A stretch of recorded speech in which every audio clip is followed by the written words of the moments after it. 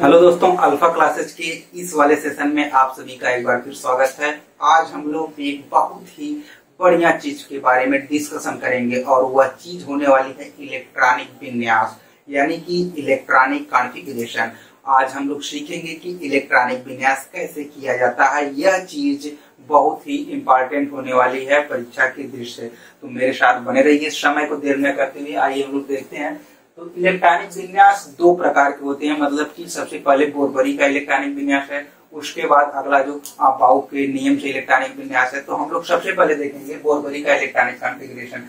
ये पहले आया था। ये इलेक्ट्रॉनिक कॉन्फ़िगरेशन बोहर-बरी इलेक्ट्रॉनिक कॉन्फ़िगरेशन, यानी कि दो लोगों ने मिलकर दिया था, बोर और बरी। ये दो लोगों का यह इलेक्ट्रॉनिक विन्यास था। इलेक्ट्रॉनिक विन्यास का मतलब क्या है? इलेक्ट्रॉन किस प्रकार नाभिक के चारों तरफ वृत्ताकार कक्षाओं में किस प्रकार से इनका वितरण होता है, किस कक्षा में कितने इलेक्ट्रॉन होते हैं, इनका वितरण कैसे होता है, अगली कक्षा में इलेक्ट्रॉनों की संख्या क्यों बढ़ जाती है, ये सारी चीजें हम लोग इस इलेक्ट्रॉनिक विन्यास में देखने वाले हैं। इलेक्ट्रॉनिक विन्यास के इस वितरण को बोहर और बरी ने कुछ नियमों के थ्रू इनको सूचीबद्ध कर दिया। अगर उन नियमों को हम लोग जान लेंगे तो ये पूरा इलेक्ट्रॉनिक विन्यास हम समझ जाएंगे कि किस परमाणु के अंदर कितने इलेक्ट्रॉन अगर वह कंटेन करता है तो उसके थ्रू उसकी किस कक्षा में कितने कितने इलेक्ट्रॉन आते हैं। तो आइए देखते हैं। सबसे पहली बात जो नोटिस कर लेते हैं कि ये दो वैज्ञानिक थे, ये हमें कंफ्यूज नहीं होना है। एक नील्स बोर थे, इनका परमाणु मॉडल हम लोग पढ़ चुके हैं, नील्स बोर। और दूसरे जो वैज्ञानिक थे यह थे चार्ल्स बरी। इनका पूरा नाम चार्ल्स रूजले बरी था। तो खैर इससे हमें ज्यादा मतलब नहीं है। ये दो वैज्ञानिक थे, नील्स बोर और चार्ल्स रूजले बरी। ये दोनों लोगों ने मिल करके ये पूरा इलेक्ट्रॉनिक विन्यास के बारे में अपनी पूरी रिपोर्ट पेश करी। और यह इलेक्ट्रॉनिक विन्यास कैसे था आइए दिखाते हैं इस वाले वीडियो में। ये वीडियो के बहुत ही इम्पोर्टेंट होने वाला है, इसलिए मेरे साथ बने रहिए। हाँ, आइए देखते हैं। सबसे पहली बात जो हम लोग जानेंगे कि हमने सीख लिया था कि ये हमारा नाभिक है। परमाणु का छोटा वाला पार्ट जो इसके केंद्र में पाया जाता है यह नाभिक होता है, और इसके चारों तरफ वृत्ताकार कक्षाओं में इलेक्ट्रॉन चक्कर लगाते हैं। हमने यह भी सीखा कि ये जो कक्षाएं हैं इनको के, एल, एम और एन के नामों से जाना जाता है। अगर इलेक्ट्रॉनों की संख्या समय के साथ बढ़ रही है तो इसके साथ अगली कक्षा का निर्माण हो जाएगा। पी, एल, एम, एन, ओ, पी, इसी प्रकार की कक्षाएं हम बढ़ाते चले जाएंगे। तो देखिए, हमने यहाँ पर यह सीखा था कि जो सबसे करीब वाली नाभिक के सबसे करीब वाली कक्षा होती है वह के होती है, और सबसे दूर वाली एन होती है। अगर कोई बड़ा परमाणु है जिसके पास बहुत सारे इलेक्ट्रॉन हैं तो उसके पास सबसे बड़ी वाली कक्षा O हो सकती है, या फिर सबसे बाहर वाली कक्षा P हो सकती है। अब हम लोग देखेंगे कि ये जो कक्षाएं हैं वह कितना कितना इलेक्ट्रॉन कंटेन करती हैं। आइए, तो सबसे पहले हमने जान लिया कि ये जो कक्षाएं हैं इनको कोश भी कहते हैं। हालांकि ये चीज हमने पिछले वीडियो में पढ़ लिया था, लेकिन देखते हैं ये कोश होती क्या है। कोश यानी कि सेल। कोई भी परमाणु का नाभिक जो होता है, नाभिक के चारों तरफ, किसी भी परमाणु के नाभिक के चारों तरफ जो वृत्ताकार कक्षाएं यानी कि सर्कुलर ऑर्बिट्स, जो वृत्ताकार कक्षाएं होती हैं, सर्कुलर ऑर्बिट्स, वृत्त के आकार की कक्षाएं होती हैं, इन्हीं में इलेक्ट्रॉन गमन करता है। इलेक्ट्रॉन चारों तरफ चक्कर लगाता है इन्हीं सर्कुलर ऑर्बिट्स में।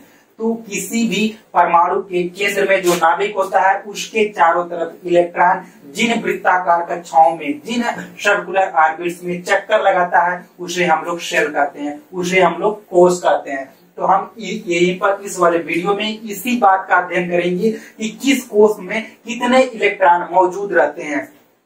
तो मुझे जहां तक लगता है कोश के बारे में आप लोग समझ चुके होंगे कि ऐसी सर्कुलर ऑर्बिट्स जो नाभिक के चारों तरफ मौजूद रहती हैं, जिसमें इलेक्ट्रॉन चक्कर लगाते हैं, वह कहलाती हैं कोश या शेल कहलाती हैं।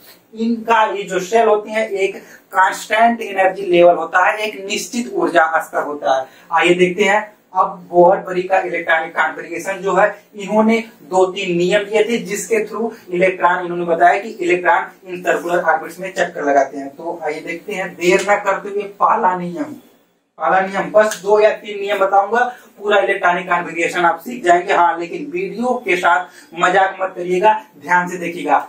ये जो पहला नियम है, इन्होंने बताया था कि किसी भी परमाणु के चारों तरफ, नाभिक के चारों तरफ, किसी भी परमाणु में नाभिक के चारों तरफ जो यह कोश होती हैं, उनमें इलेक्ट्रॉनों की उपस्थिति, कोश के अंदर इलेक्ट्रॉनों की उपस्थिति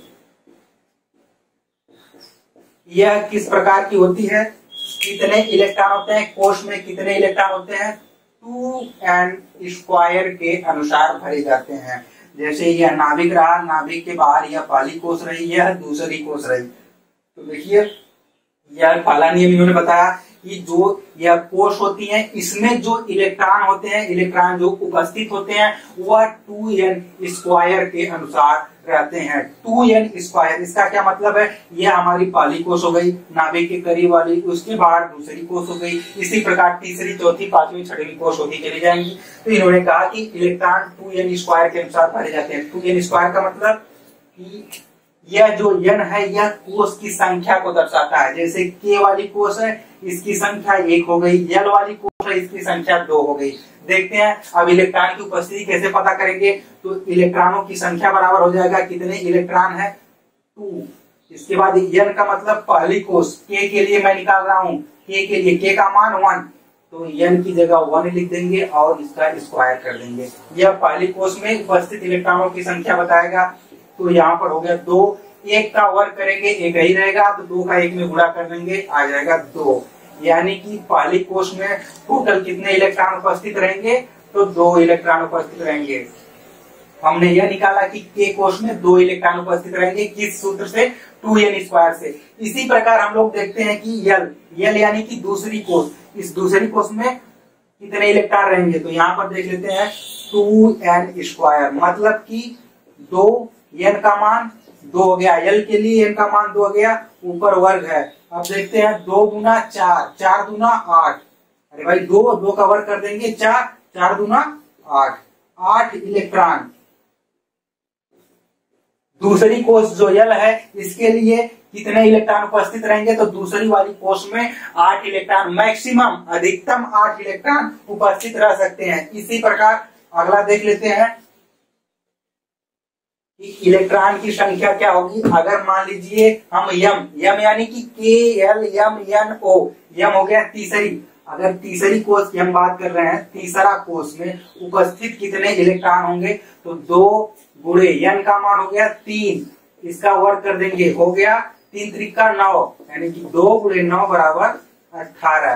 पहली कोश में 2 इलेक्ट्रॉन, दूसरी कोश में 8 इलेक्ट्रॉन, तीसरी में 18 इलेक्ट्रॉन। इसी प्रकार देखते हैं चौथी कोश, जिसको n कोश कहते हैं। चौथी कोश में कितने इलेक्ट्रॉन होंगे? 2n²।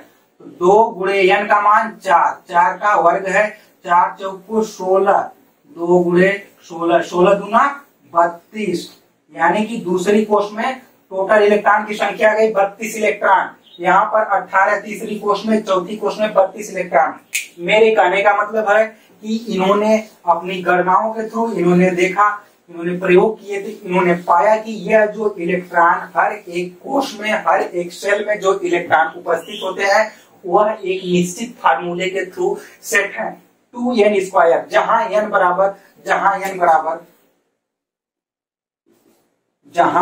बराबर कोश की संख्या। अगर कोश की संख्या 1 है तो 1 का वर्ग करके 2 में गुणा कर देंगे, तो 2 इलेक्ट्रॉन आ जाएंगे पहली कोश के लिए। कोश की संख्या 2 है तो 2 का वर्ग कर देंगे, 4 गुना 8, तो दूसरी कोश में 8 इलेक्ट्रॉन आ जाएंगे, तीसरी कोश में 18 इलेक्ट्रॉन आ जाएंगे, चौथी कोश में इसी प्रकार 32 इलेक्ट्रॉन आ जाएंगे। अगली पांचवी कोश करेंगे तो 5 × 25 और उसके 25 गुना 50, तो पांचवी कोश में आ जाएंगे 50 इलेक्ट्रॉन, इसी प्रकार 72 इलेक्ट्रॉन छठवीं कोश में आ जाएंगे। तो मेरे कहने का मतलब है कि हर कोश में इलेक्ट्रॉनों की एक निश्चित संख्या होती है। यह निश्चित संख्या का मतलब मैक्सिमम इलेक्ट्रॉन, इससे अधिक इलेक्ट्रॉन उस कोश में उपस्थित नहीं रह सकते। तो यहाँ पर हमने सीखा कि इलेक्ट्रॉनों की उपस्थिति का पता लगाते हैं 2n² से इन्होंने अपना पहला नियम दिया। उसके बाद इन्होंने जो दूसरा नियम दिया हुआ यह था कि प्रत्येक कोष में, ये पहले तो इन्होंने बताया कि यह इलेक्ट्रॉन पहली वाली में 2, दूसरी में 8, तीसरी में 18, चौथी में 32, पांचवी में 50, इसी तरह बढ़ते चले जाते हैं। अब यह कह रहे हैं कि यह जो इलेक्ट्रॉन है किसी भी कोष में अधिकतम इलेक्ट्रॉनों की संख्या, किसी भी कोष में अधिकतम इलेक्ट्रॉनों की संख्या, देखिए क्या कर रहे हैं, अब तक तो बताए थे कि 2, 8, 18, 32 इलेक्ट्रॉन होते हैं। अब कह रहे हैं कि अधिकतम इलेक्ट्रॉनों की संख्या 8 होती है। किसी भी कोष में अधिकतम इलेक्ट्रॉनों की संख्या 8 होती है, लेकिन कब? बाह्यतम कोष में, बाह्यतम कोष में अधिकतम इलेक्ट्रॉन की संख्या 8 होती है। अगर हमारी बाहरी कोष मान लीजिए तीसरी है, तो यहाँ तो हमने अभी इन्हीं लोगों ने बताया था कि 2n² के अनुसार 18 इलेक्ट्रॉन होने चाहिए, लेकिन यह अब फिर दोबारा कर रहे हैं, एक शर्त लगा रहे हैं कि बाह्यतम कोष में अधिकतम इलेक्ट्रॉन की संख्या 8 रखते हैं, 8 इलेक्ट्रॉन से अधिक बाहरी कोष में नहीं होने चाहिए। तो भाई आप कह रहे हैं ये दो नियम जो एक दूसरे का विरोध कर रहे हैं, यह कह रहा है 18 इलेक्ट्रॉन होना चाहिए, 32 इलेक्ट्रॉन होना चाहिए, अभी फिर मैं वही कह रहा हूँ कि नहीं केवल 8 होना चाहिए, तो ये तो गलत बता रहे हैं। नहीं नहीं, गलत नहीं है, हर चीज का आगे फिर ये तीसरी बार उसको और अच्छे से समझाते हैं कि यह 8 इलेक्ट्रॉन किस परिस्थिति में होने चाहिए। तो यह चीज जब हम एक एक परमाणु का कॉन्फ़िगरेशन करेंगे उसके बाद हमें समझ में आएगा कि हाँ कैसे कैसे इलेक्ट्रॉन भरे जाते हैं। तो पहले एक नियम, इलेक्ट्रॉनों की संख्या 2n² के अनुसार निश्चित होती है। उसके बाद बाहरी कोष में, बाह्यतम कोष में अधिकतम इलेक्ट्रॉन की संख्या 8 रखते हैं। अब देखते हैं क्या तीसरी बात। तीसरी बात यह है कि यह जो 8 इलेक्ट्रॉन रखते हैं किन परिस्थिति में रखते हैं। जब बाहरी कोष में 8 इलेक्ट्रॉन हम लोग भर देते हैं, उसके बाद भी अगर परमाणु के पास अधिक इलेक्ट्रॉन बचते हैं, तो जैसे 8 इलेक्ट्रॉन बाहरी कोष में भर दिए, इसके बाद भी अगर इलेक्ट्रॉन बच रहे हैं तो इसको हम लोग क्या करते हैं, अगली कक्षा में डाल देते हैं। अगली कक्षा यानी कि अगली कोष में डाल देते हैं। 8 इलेक्ट्रॉन अगर बाहरी कोष में पूर्ण हो गए तो जितने शेष इलेक्ट्रॉन बच रहे हैं, भले ही उसमें 18 हमें भरना हो, लेकिन 8 के बाद जो बाकी इलेक्ट्रॉन बच रहे हैं उसको अगली कोष में भर देते हैं। और अगली कोष में तब तक इलेक्ट्रॉन भरते हैं, बस कितना, केवल 1 इलेक्ट्रॉन। अगर 1 बच रहा है तो 1 भरेंगे, अगर 2 इलेक्ट्रॉन बच रहा है तो यहाँ पर यह संख्या हो जाएगी 2। अगर 2 से अधिक तीसरा इलेक्ट्रॉन हो रहा है तो तीसरा इलेक्ट्रॉन भरने से पहले, तीसरा इलेक्ट्रॉन भरने से पहले हम वापस आते हैं। अगर मान लीजिए यह हमारी यह वाली तीसरी कोष है तो इसको 18 तक पूर्ण करेंगे, मतलब 8 इलेक्ट्रॉन भर देंगे, जो इलेक्ट्रॉन बचेगा उसको अगली वाली कोष में भर देंगे, अगली में मैक्सिमम बस 2 इलेक्ट्रॉन। अगर तीसरा इलेक्ट्रॉन फिर बच रहा है तो फिर इसको यहाँ पर 8 की जगह हम लोग 9 इलेक्ट्रॉन कर देंगे, 8 की जगह हम लोग 9 इलेक्ट्रॉन करेंगे। मान लीजिए 3 की जगह 4 इलेक्ट्रॉन हो रहा है तो 2 यहाँ पर और 2 फिर यहाँ बढ़ जाएगा, 8 2 10 इलेक्ट्रॉन हो जाएगा। और यह कब तक भरेंगे, जब तक कि हमारी वह कोष में जितना मैक्सिमम इलेक्ट्रॉन होते हैं वह पूर्ण न हो जाए। अगर मान लीजिए 18 इलेक्ट्रॉन भरा गया, उसके बाद भी इलेक्ट्रॉन बच रहे हैं, तब फिर इसको फिर बढ़ाएंगे। अधिकतम इलेक्ट्रॉन बाहरी कोष में 8, ये दूसरा नियम कह रहा है कि बाहरी कोष में फिर 8 इलेक्ट्रॉन। अगर 8 इलेक्ट्रॉन के बाद भी इलेक्ट्रॉन बच रहा है फिर अगली कोष में बढ़ा देंगे। अगली कोष में कितना इलेक्ट्रॉन, 1 से ज्यादा हो रहा है 2 इलेक्ट्रॉन, 2 से ज्यादा हो रहा है फिर इसको पूरा करेंगे 32 तक। इस प्रकार तो मुझे लग रहा है कि आप लोग कंफ्यूज हो रहे हैं। एक बार मैं 8 कर रहा हूँ, एक बार 2 कर रहा हूँ, एक बार 18, एक बार 32। कंफ्यूज नहीं होना। तीसरा नियम हम इस तरह से नहीं समझ सकते।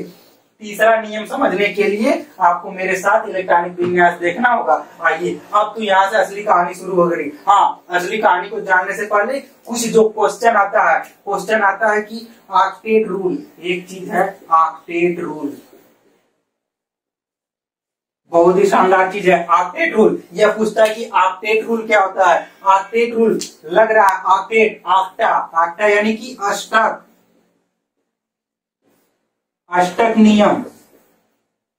अष्टक नियम क्या कहता है, अष्टक नियम यह कहता है कि किसी भी परमाणु के बाहरी कोश में अधिकतम इलेक्ट्रॉन की संख्या 8 रखते हैं। आउटर मोस्ट सेल, बाह्यतम कोश का मतलब आउटर मोस्ट, सबसे बाहरी वाली जो कोश होती है उसमें मैक्सिमम इलेक्ट्रॉनों की संख्या 8 रखते हैं। यही ऑक्टेट रूल है, जो दूसरा नियम मैं बताया हूं, इसी को अष्टक नियम कहते हैं। तो अगर दूसरा नियम तैयार है तो ऑक्टेट रूल के बारे में या अष्टक नियम के बारे में हम लोग आसानी से डिस्क्राइब कर सकते हैं।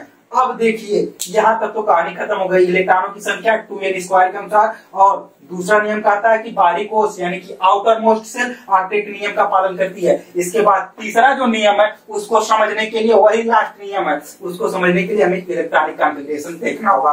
तो आइए देखते हैं इलेक्ट्रॉनिक कॉन्फ़िगरेशन देखते हैं। मुझे लग रहा है कि 2n² का मतलब आप समझ चुके होंगे। पहली अगर कोश है तो 2 इलेक्ट्रॉन, दूसरी कोश है तो 8 इलेक्ट्रॉन, तीसरी कोश है तो 18 इलेक्ट्रॉन, चौथी कोश है तो 32 इलेक्ट्रॉन, पांचवी कोश है तो 50 इलेक्ट्रॉन, छठवीं कोश है तो इसी प्रकार 72 इलेक्ट्रॉन। अब आइए देखते हैं। जब तक इलेक्ट्रॉनिक विन्यास हम लोग नहीं करेंगे, इलेक्ट्रॉनिक विन्यास जब तक नहीं होगा तब तक इस नियम का कोई मतलब नहीं है। और यह इलेक्ट्रॉनिक विन्यास एकदम क्रमांकित आपको लेकर चलूंगा। देखिए कैसे। हाँ, ये जो चीज है ये तत्वों के संकेत है। जैसे हाइड्रोजन तत्व है तो इसको H से दिखाते हैं और इधर नीचे इसका परमाणु क्रमांक दिखाते हैं। हाइड्रोजन के पास एटॉमिक नंबर 1 होता है, मतलब उसके पास 1 इलेक्ट्रॉन होता है। हाइड्रोजन के पास एटॉमिक नंबर 1, इलेक्ट्रॉन की संख्या 1, प्रोटॉन की संख्या 1। हीलियम के पास 2 एटॉमिक नंबर, लिथियम के पास एटॉमिक नंबर 3, बेरिलियम का 4 और बोरान का 5 होता है। इसी के साथ कार्बन, नाइट्रोजन, ऑक्सीजन, इनका भी देख लेते हैं एटॉमिक नंबर। कार्बन का 6, नाइट्रोजन के 7, ऑक्सीजन का 8। ये चीजें आपको रटनी पड़ेगी, याद करनी पड़ेगी। केमिस्ट्री पढ़ रहे हैं, कुछ चीजें आपको जरूर याद करना पड़ेगा। समझना तो है ही, लेकिन उसके साथ कुछ चीजें माइंड में बैठानी पड़ेगी। जैसे किस तत्व का कौन सा एटॉमिक नंबर होता है, और कहीं कहीं पर जब क्वेश्चन पूछेगा तो एटॉमिक नंबर दिया रहेगा, आपको केवल इलेक्ट्रॉनिक विन्यास करना पड़ेगा। जैसे हाइड्रोजन का देखते हैं, यहाँ एक चीज और डिनोट कर देता हूँ, आसानी होगी। K, L, M और N, यह कोशों की संख्या है। अब देखिए इलेक्ट्रॉन कैसे भरे जाते हैं, यह एक एक मैं सारणी बना दे रहा हूँ ताकि आपको समझने में आसानी हो। इससे क्या है कि समझने में आसानी होगी किस कोश में कितने इलेक्ट्रॉन आ रहे हैं। अब देखिए हाइड्रोजन है, हाइड्रोजन के पास एटॉमिक नंबर 1 है, 1 इलेक्ट्रॉन होगा तो K वाली कोश में आएगा। हीलियम 2 तो 2 इलेक्ट्रॉन, K वाली कोश में हम लोग जानते हैं कि अधिकतम 2 इलेक्ट्रॉन हो सकते हैं। L में 8, M में 18, N में 32 इलेक्ट्रॉन हो सकते हैं। इसी के साथ लिथियम में एटॉमिक नंबर 3 है। देखिए कहानी शुरू हो गई, यहाँ पर 2 तो हमने भर दिया और इसमें मैक्सिमम 2 इलेक्ट्रॉन हो भी सकते हैं। अब इससे ज्यादा 1 इलेक्ट्रॉन बच रहा है तो L वाली कोश में भर देंगे। बेरिलियम 4, 2 इलेक्ट्रॉन K में, 2 इलेक्ट्रॉन यहाँ पर 2 मिलाकर 4 इलेक्ट्रॉन हो गए। बोरान 5 तो यहाँ पर 2 इलेक्ट्रॉन, यहाँ पर 3 इलेक्ट्रॉन। इसमें हम लोग यहाँ तो 2 ही भर रहे थे, यहाँ पर बढ़ाते क्यों जा रहे हैं? अरे भाई L में मैक्सिमम इलेक्ट्रॉन की संख्या, अधिकतम संभव इलेक्ट्रॉन की संख्या 8 रखते हैं, तो 8 तक लेकर चलेंगे। इधर 2, इधर 2, इधर 2, इधर 4, 5, 6 जोड़ लीजिए, कहीं पर कोई गलती नहीं आएगी। कैसे? 4 2 6 इलेक्ट्रॉन, 5 2 7 इलेक्ट्रॉन, 6 2 8 इलेक्ट्रॉन। देख रहे हैं आसानी से हो जा रहा है। अब इसी के साथ मैं यहाँ पर क्या करूँगा कि अब नए तत्वों को लेकर आऊँगा। ये चीजें तो अभी कुछ तत्वों तक इलेक्ट्रॉनिक विन्यास को लिखना बहुत आसान है, लेकिन इसके बाद ये चीजें थोड़ा सा कठिन तो नहीं होंगी, थोड़ा सा समझनी पड़ेंगी। चीजों को ये नहीं सोचना है कि ये कठिन होंगी, कठिन कुछ भी नहीं है, बस केवल समझने का फेर होता है। अगर आप चीजों को समझ ले रहे हैं तो केमिस्ट्री के प्रति आपका लगाव बहुत ही बढ़ जाएगा। देखिए हमने ऑक्सीजन तक कर लिया था, उसके बाद fluorine, neon, sodium, magnesium, aluminium, silicon, phosphorus, sulphur, 16 तक। ये देख लीजिए अब की बार क्या होता है, चूंकि के वाली कोश में मैक्सिमम 2 इलेक्ट्रॉन भर दिए, अभी इसमें 7 इलेक्ट्रॉन भरने हैं तो 7 इलेक्ट्रॉन इसमें भर दिए, क्योंकि 8 इलेक्ट्रॉन तक हम लोग भर सकते हैं। नियान में 2 इधर 8 इधर, 8 2 10 इलेक्ट्रॉन हो गए। अब देखिए यहाँ तक तो इसका भी स्टेप कंप्लीट हो गया। इसके बाद अब आ रहा है सोडियम। सोडियम में 11 इलेक्ट्रॉन चाहिए तो 2 इलेक्ट्रॉन केम हो गए और 8 इलेक्ट्रॉन यल में हो गए। अभी हमारे पास बच रहा है 1 इलेक्ट्रॉन और अष्टक नियम यह कहता है किसी भी कोश के बाहरी जो सबसे आउटर मोस्ट शेल होगी उसमें मैक्सिमम 8 इलेक्ट्रॉन भरेंगे, उसके बाद वाला जो इलेक्ट्रॉन है अगले वाले में ट्रांसफर कर देंगे। तो अगली कोश यम है, 1 इलेक्ट्रॉन यहाँ पर भर देंगे। मैग्नीशियम में 12 इलेक्ट्रॉन, 2 इलेक्ट्रॉन के में, 8 इलेक्ट्रॉन यल में और 2 इलेक्ट्रॉन एम में। ये चीजें कैसे हो रही हैं? क्योंकि इसमें 2 इलेक्ट्रॉन, इसमें मैक्सिमम 8 इलेक्ट्रॉन और इसमें 18 इलेक्ट्रॉन तक भरेंगे।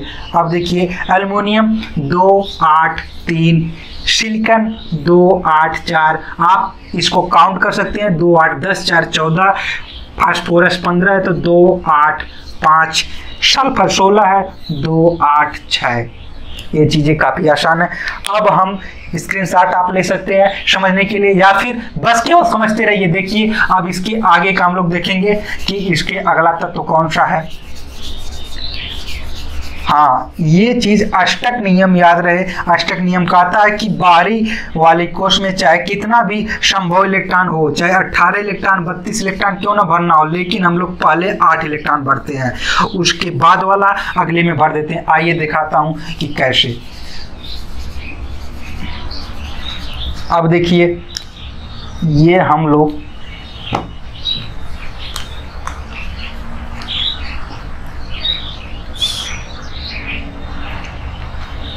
हाँ, तो आइए देखिए सल्फर तक हम लोग कर लिए थे। अब आते हैं क्लोरीन के पास। क्लोरीन का 17 होता है। आर्गन का, आर्गन को ए और स्मॉल आर से दिखाते हैं 18। पोटेशियम का 19, कैल्शियम का 20, स्कैंडियम का 21, टाइटेनियम 22, वनाडियम 23। अब देखिए यहाँ पर कैसे भरेंगे। क्लोरीन में 17 इलेक्ट्रॉन, 2 इलेक्ट्रॉन यहाँ पर मैक्सिमम 8 इलेक्ट्रॉन, इसी के साथ 10 इलेक्ट्रॉन कंप्लीट हो गए। बाकी के जो इलेक्ट्रॉन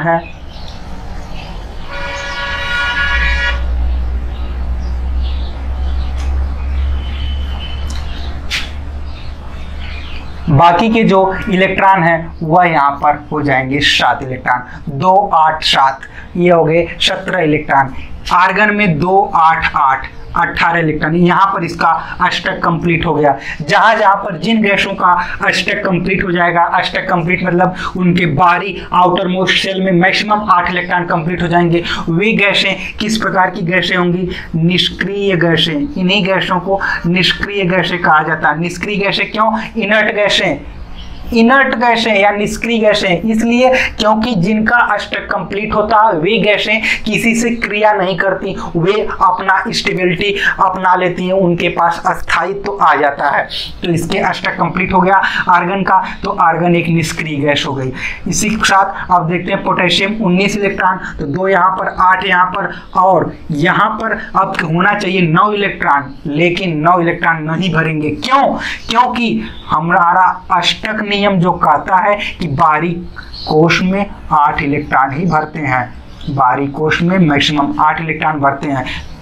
2 8 18, लेकिन यहाँ पर 19 है, इसलिए जो अगला 1 इलेक्ट्रॉन बच रहा है उसको हम लोग अगली शेल में डाल देते हैं। भले ही इसमें 18 इलेक्ट्रॉन यम वाली में क्यों ना भरना हो, लेकिन भरेंगे 8, क्योंकि अष्टक नियम कहता है, जैसे ही अष्टक नियम कहता है कि 8 इलेक्ट्रॉन आते हैं, अगला इलेक्ट्रॉन उसके अगली में डाल दीजिए।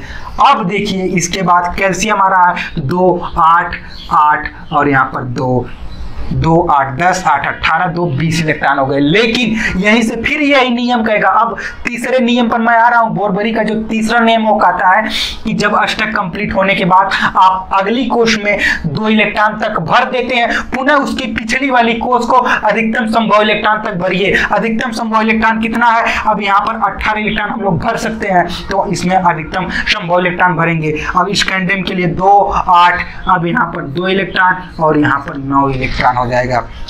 2 8 9 2। इसी प्रकार टाइटेनियम में 2 8 10 2, वनाडियम में 2 8 11 2।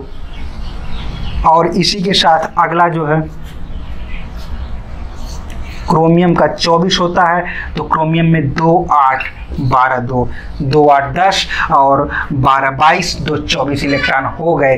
हाँ, अष्टक नियम कहता है कि इसके पीछे जो तीसरी वाली कोश है वह संपूर्ण होनी चाहिए, तब आप इसको कंप्लीट करेंगे दूसरी वाली को। तो यहाँ तीसरी वाली ऑलरेडी संपूर्ण है, इसीलिए हम जो तीसरी वाली 8 इलेक्ट्रॉन चाहिए, 8 कंप्लीट, इसलिए हम दूसरी वाली को भर रहे हैं। कहाँ तक? 18 तक भरेंगे।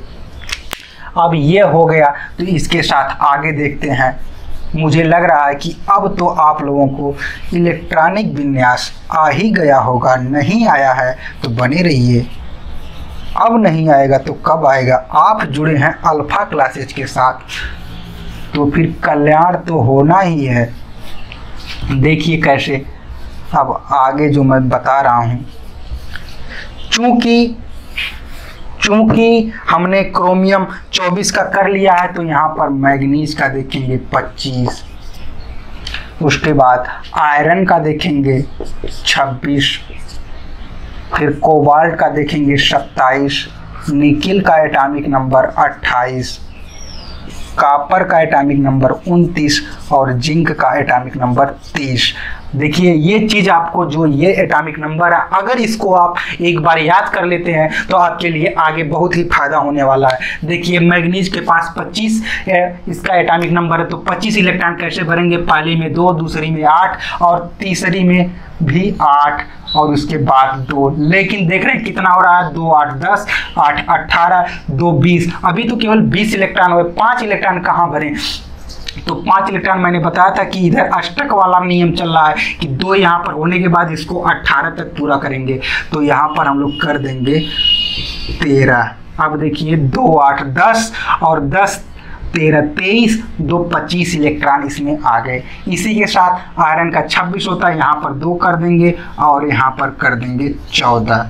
2 8 10 और 10 14 24, 2 26 इलेक्ट्रॉन, यहाँ पर 2 करेंगे और यहाँ पर करेंगे 15 इलेक्ट्रॉन। यह हो गया कोबाल्ट का 2 8 10 15 25, 2 27। इसी के साथ आगे देखते रहिए कैसे करेंगे। 2 यहाँ पर हो गया, यहाँ पर 16, 2 यहाँ पर 17। अब देखिए 2 8 10 17 27 और 2 29, ये कॉपर का है। लेकिन ये एक चीज ध्यान रहिए, यहाँ पर ये वाला नियम जो बोरबरी का इलेक्ट्रॉनिक विन्यास है, 2 जगह आपको फ्लॉप करेगा, 2 जगह आपको याद करना होगा। कहाँ पर? यह जो आप, इसीलिए मैं इसको मिटाया नहीं था, क्रोमियम का 24 है और इसके साथ कॉपर का जो यह 29 है। कॉपर और क्रोमियम, इस 2 जगह आपको नियम में थोड़ा सा सुधार करना पड़ेगा। वह सुधार क्या है आइए दिखाता हूँ। पहले इसको कर लीजिए। कॉपर का हो गया 2 8 17 2, जिंक का हो गया 2 8 18 2। यह तो हम लोग नियम से कर रहे थे, लेकिन इस नियम में 1-2 जगह अपवाद है। 30 तक जब हम इलेक्ट्रॉनिक विन्यास करेंगे तो 30 तक 2 जगह अपवाद आता है, और उसी अपवाद वाले को एक्सेप्शनल जो केस है वह बार बार पूछता है। और बार बार इसलिए पूछता है कि जब क्रोमियम की बात कर रहे हैं, क्रोमियम यानी कि इलेक्ट्रॉनिक विन्यास 24 हम लोग देख रहे हैं, तो 2 8 10 और 10 12 22 और यहाँ 2 था। लेकिन यहाँ पर 2 नहीं, यहाँ पर 1 रहेगा और यहाँ पर 12 की जगह 13 रहेगा। मैं पहले यह चीज इसलिए नहीं बताया क्योंकि आप तुरंत कंफ्यूज हो जाते। अब 30 तक क्योंकि हम पहुंच गए हैं, अब इसलिए यहाँ पर दिखा रहा हूँ कि यहाँ पर 2 होना चाहिए, लेकिन 1 रहता है, यहाँ पर 1 बढ़ा देते हैं। यह चीज है अपवाद। अब यह ऐसा क्यों होता है, तो इस चीज का अगर जवाब मैं अभी देने लगूं तो यह वीडियो 1 घंटा अवश्य लंबा जाएगा। इसलिए इसको मैं अगली वीडियो में बताऊंगा, क्योंकि वहां पर इसी के बारे में एक अगला नियम पढ़ाऊंगा, आपबाउ का प्रिंसिपल। उसके अनुसार जब हम लोग इलेक्ट्रॉनिक कॉन्फ़िगरेशन करेंगे तब यह चीज क्लियर हो जाएगी कि ऐसा क्यों होता है। हाँ, इतना जानते रहिए कि ऐसा इसलिए होता है, यह इसको अस्थायित्व स्टेबिलिटी प्रदान करता है। स्टेबिलिटी प्रदान करने के कारण यहाँ पर 13, यहाँ पर 1 करते हैं, और मैंने 29 का बताया था, तो यहाँ पर भी हम लोग 1 करेंगे और यहाँ पर करेंगे 18।